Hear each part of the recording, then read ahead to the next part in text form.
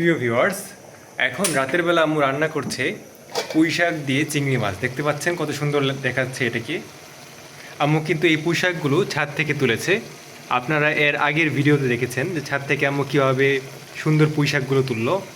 তো রাতের জন্য আয়োজন হচ্ছে এই পুঁই শাক দিয়ে চিংড়ি, তারপর হচ্ছে ডাল, এবং সেই সাথে আম্মু করছে তার বিখ্যাত চেপা ভর্তা। দেখতে পাচ্ছেন এটা কিন্তু বাঁশপাতার চেপা। বাঁশপাতার চেপার কিন্তু অত্যন্ত সুন্দর একটা ঘ্রাণ থাকে।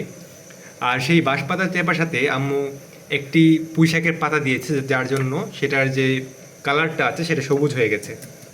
তো এইভাবে আপনারা ট্রাই করে দেখতে পারেন বাসায়। তো দেখতে পাচ্ছেন রাতের জন্য আছে আমাদের এই আয়োজন। এছাড়াও চলুন আপনাদেরকে দেখাই দুপুরের আয়োজন।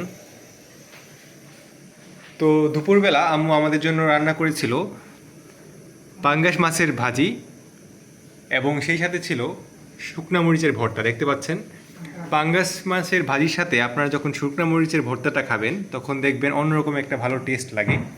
তো যেহেতু দুপুরবেলা আম্মু ভাজি ছাড়া অন্য কিছু করতে পারিনি, তাই আম্মু রাতের বেলা আমাদের জন্য এই তরকারিগুলো রান্না করছিল।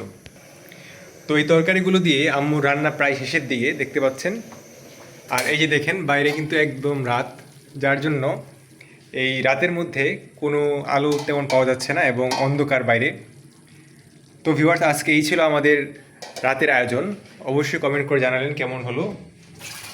আজকের মতো এ পর্যন্তই। সকলে ভালো থাকবেন। আল্লাহ হাফেজ।